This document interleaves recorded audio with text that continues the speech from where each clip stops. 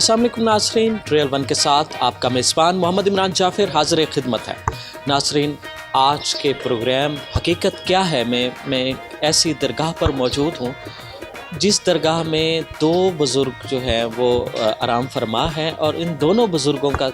جو ہے آپس کا تعلق اور ان کا آپس کا دوستانہ جو ہے وہ بھی ایک مثال ہے۔ ایک بزرگ حضرت بابا ناظر حسین رحمۃ اللہ علیہ ہیں، اور دوسرے اپنے وقت کے شہرۂ آفاق قوال عزیز میاں، جن کی دنیا میں جن کا تصوف کے حوالے سے، قوالی کے حوالے سے نام گونجتا رہا، وہ بھی یہاں پر آرام فرما ہے۔ ان دونوں بزرگوں کا اپنی حیات میں خاصا آپس میں تعلق رہا، اور بعد از وصال دونوں کے آستانے ایک ہی مقام پر موجود ہیں۔ بات کی جائے حضرت بابا صوفی ناظر حسین رحمۃ اللہ علیہ، جو طوطا والی سرکار کے نام سے مشہور ہیں دنیا میں، اور ان کے حوالے سے بات کی جائے تو ان کا تعلق راجپوت فیملی سے تھا، اور انہوں نے مائیگریشن کی، ان کے خاندان نے ضلع ہوشیارپور سے، اور یہاں پر قیام پذیر ہوئے۔ ان کے خاندان کا جو پیشہ تھا وہ کاروبار اور زراعت، اسی توسط سے یہ بھی ان دونوں شعبوں کے ساتھ منسلک رہے، لیکن بائی برتھ ان میں جو ہے وہ روحانیت پرورش پا رہی تھی، اور وقت کے ساتھ ساتھ ان کی مختلف بزرگوں نے تربیت کی اور فیض انہوں نے بزرگوں سے حاصل کیا، اور اس کے بعد اس مقام پر جہاں ان کا مزار مبارک موجود ہے، وہ یہاں پر انہوں نے قیام کیا اور بڑا عرصہ مخلوق کے خدا کی رہنمائی کی۔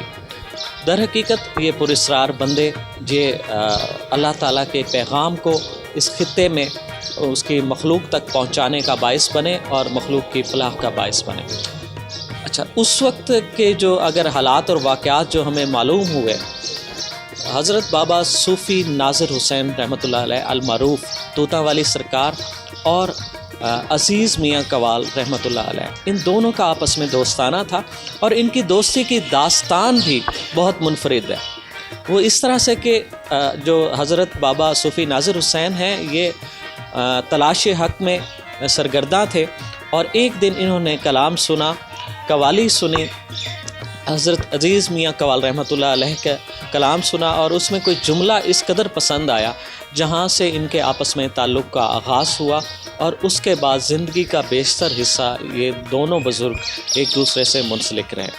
اس کے بعد جو ہے بعد از وصال، ان کے وصال میں بھی جو ہے 1 سے 1.5 سال کا فرق ہے۔ حضرت بابا ناظر حسین طوطا والی سرکار نے دنیا سے جب پردہ فرمایا 1999 میں، اور جب کہ عزیز میاں قوال صاحب اس دنیا سے رخصت ہوئے سن 2000 میں، اور دونوں ہی اپنے حیات میں اپنے جو مزار کی جگہ کا تعین کر کے گئے تھے، اور اس حوالے سے بہت ساری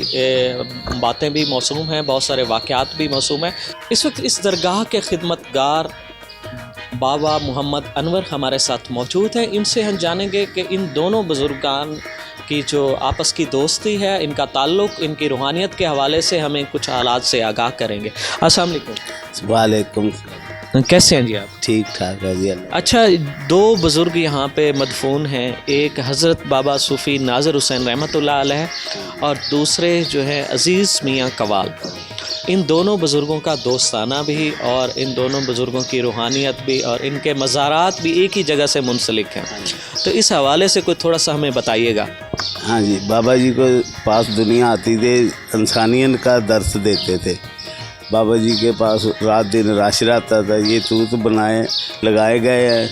بابا جی نے دعا کی ہے، دنیا آتی ہے، دعا مانگتی ہے، ان کا فیض جاری ہے، دنیا یہاں سے فیض حاصل کرتی ہے۔ میاں صاحب بھی ایسے ہی ہے، وہ بھی دعا کر گئے، لوگ آتے ہیں ان کے مزاروں پہ دعا کرتے ہیں، قرآن خوانی ہوتی ہے۔ اب ہم دونوں بابا جی کے بھتیجے عبدالرشید جو متولی ہے، میں بابا انور ہوں جو بابا جی نے مجھے تابع دار بنایا۔ ہم ایسی دونوں ڈیوٹی دے رہے ہیں۔ عبدالرشید اللہ کو پیارے ہو گئے، ان کی کل کل خوانی تھی یہی، ایسے یہ فیض جاری ہے۔ اچھا، یہ بتائیے گا کہ ان دونوں بزرگوں کا آپس میں ملنے کی ایک وجہ تو کلام بنی کہ ان کی قوالی کا انہوں نے کچھ چند بند سنے اور ان سے وہ متاثر ہوئے تو سلسلہ چلا. تو دونوں بزرگوں نے فیض کہاں سے حاصل کیا؟ اور اس کے علاوہ جیسے بابا صوفی ناظر حسین رحمۃ اللہ علیہ المعروف طوطا والی سرکار ہے، ان کا ایک کاروباری اور زراعت پیشہ خاندان سے تعلق تھا، تو یہ تصوف کی طرف اور اس طرف کیسے آ گئے؟ یہ جی کچھ میاں صاحب سے بات ملی، کو میاں صاحب نے بولا بھی ہری پور ہزارہ ایبٹ آباد روڈ وہاں درویش حاضر ہے، وہ سائیں اشرف سرکار، وہاں 2-3 مزار ہے، حاجی امام بادشاہ سرکار، سائیں فقیر بادشاہ، سائیں اشرف سرکار، نویز سائیں ان کے بھتیجے، ایسے ہی سلسلہ چلتا آ رہا ہے. اچھا یہ بتائیے گا کہ یہ جو ان کی نسبت ایک مشہور ہے طوطا والی سرکار،